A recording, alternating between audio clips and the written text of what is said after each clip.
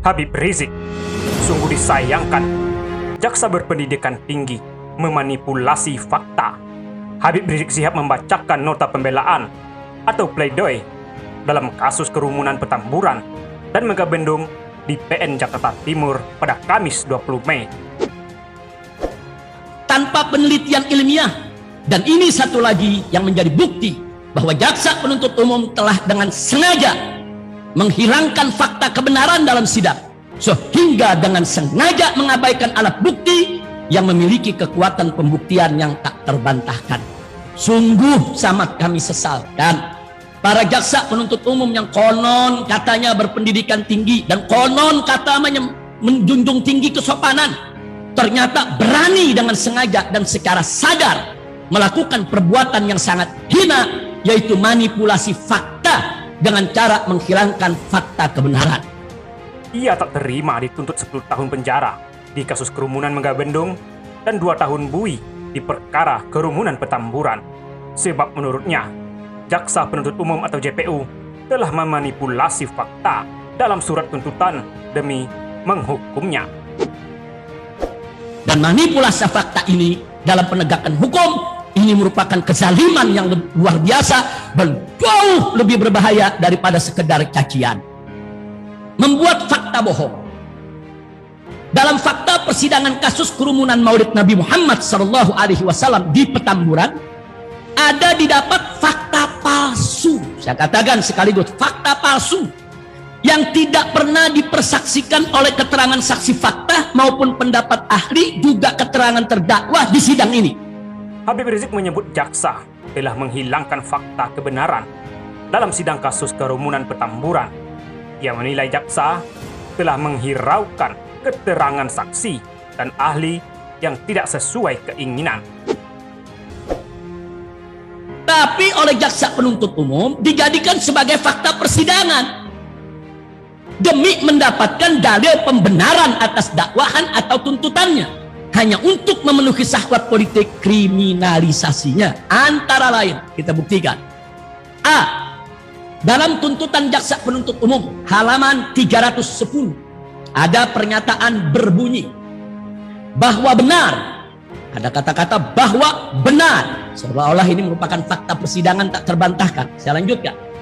Jaksa mengatakan di halaman 310 bahwa benar, maskapai penerbangan selalu memberitahukan kepada seluruh penumpangnya mengenai COVID-19 dan protokol kesehatan yang harus dipenuhi oleh setiap penumpang untuk pencegahan COVID-19. Pertanyaannya, dari mana jaksa penuntut umum membenarkan dan memastikan hal ini? Karena selama sidang tidak ada satupun saksi yang dihadirkan oleh jaksa penuntut umum maupun penasehat yang dihadirkan oleh jaksa penuntut umum maupun penasehat hukum, yaitu saksi yang ikut naik pesawat Saudi yang saya tumpangi. Nggak ada. Jaksa penuntut umum pada perkara kerumunan dengan terdakwa ex-imam besar FPI Habib Rizik Syihab meminta maaf. Mereka mengakui melakukan kesalahan ketik dalam merujuk 2 putusan MA mengenai tindak pidana menghasut. Ini bukti bahwa jaksa penuntut umum telah mengarang cerita sehingga menjadi fakta bohong persidangan. Karena ini fatal sekali. Fatal sekali. Ini bukan sekedar kesalahan biasa, tapi saya akan buktikan. Hal ini disampaikan jaksa dalam bacaan replik di Pengadilan Negeri Jakarta Timur Kamis malam. Atas nama kejaksaan, tim penuntut umum kami meminta maaf. Mudah-mudahan saudara terdakwa memaafkan kekeliruan pengetikan itu, kata jaksa. Bermula saat Habib Rizik protes dan menyebut jaksa membuat fakta bohong mengenai kasusnya. Putusan Mahkamah Agung nomor 426K/PIT/2011 atas nama Moh Rizik bin Syed Hussein Syihab alias Habib Muhammad Rizik Syihab menghasut masyarakat untuk menghakimi sendiri korban dengan cara-cara sadis. Muhammad Rizik bin Syed Hussein Syihab alias Habib Muhammad Rizik Syihab memprovokasi warga-warga di depan umum di desanya untuk melakukan perbuatan yang melanggar hukum, yaitu menganiaya korban. Pernyataan itu diungkapkan Habib Rizik saat membacakan pledoi atas tuntutan jaksa.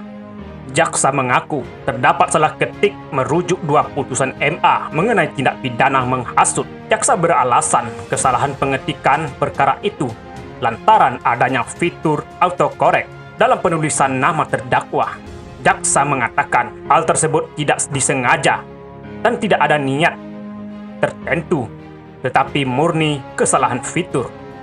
Dalam tuntutan yang dibuat oleh jaksa penuntut umum halaman 322 dan 323 sebagai berikut. Beberapa contoh kasus penerapan pasal 160 KUHP antara lain, kata jaksa. A. Putusan Mahkamah Agung nomor 1120 K/Pit/2010. Berdasarkan putusan ini diketahui bahwa terdakwa Muhammad Rizik bin Syed Hussein Shihab alias Habib Muhammad Rizik Shihab terbukti telah dengan sengaja mengumpulkan karyawan di bagian bongkar muat barang sejumlah 30 orang untuk tidak bekerja dalam kurung mogok kerja di PT Mas Nagori Bandar Tinggi dengan alasan perusahaan tidak menerima keberadaan SPTI yaitu Serikat Pekerja Transportasi Indonesia. Pimpinan terdakwa Muhammad Rizik bin Syed Hussein Shihab alias Habib Muhammad Rizik Shihab karena PT Mas Indah mempunyai SPSI yaitu Serikat Pekerja Seluruh Indonesia yang sah. Akibat hasutan terdakwa Muhammad Rizik bin Syed Hussein Shihab alias Habib Muhammad Rizik Shihab tersebut di atas, PT Mas Nagori telah dirugikan sebesar 300 juta rupiah. Dan para buruh yang dihasut oleh terdakwa Muhammad Rizik bin Syed Hussein Shihab alias Habib Muhammad Rizik Hussein Shihab tidak menerima gaji dari PT Mas Nagori. Kasus ini bergulir hingga kasasi. Hakim pada pengadilan negeri menyatakan terdakwa Muhammad Rizik bin Syed Hussein Shihab alias Habib Muhammad Rizik Shihab telah terbukti secara sah dan meyakinkan bersalah melakukan tindak pidana penghasutan. Ia mencontohkan keterangan ahli epidemiologi dan ahli kesehatan serta ahli hukum kesehatan baik yang dihadirkan JPU yaitu Prof.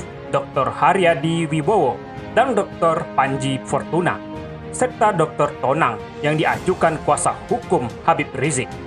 Menurut Habib Rizik, seluruh ahli tersebut menyatakan tidak ada kepastian mengenai kerumunan menularkan COVID-19. Yang ada hanya potensi atau kemungkinan. Kemudian keterangan saksi Satgas COVID-19 maupun pemerintah yang dihadirkan jaksa, yaitu Endra Marianto, Kepala Laboratorium DKI Jakarta, M. Budi Hidayat, PLT Dirjen P2P Kemenkes RI, dan Widya Stuti, Kadinkes DKI Jakarta. Para saksi itu, kata Habib Rizik, tidak ada satupun yang menyatakan kenaikan COVID-19 di Jakarta atau Kecamatan Tanah Abang karena kerumunan Maulid Nabi di Petamburan pada 14 November 2020. Ia menyebut para saksi mengaku tidak tahu data detail tentang COVID-19 di tingkat kelurahan Petamburan dan mengaku bahwa pasca kerumunan Maulid Nabi di Petamburan tidak ada klaster bernama klaster Maulid atau klaster HRS atau klaster Petamburan. Habib Rizik menambahkan, jaksa sekaligus membuat fakta bohong dalam surat tuntutannya.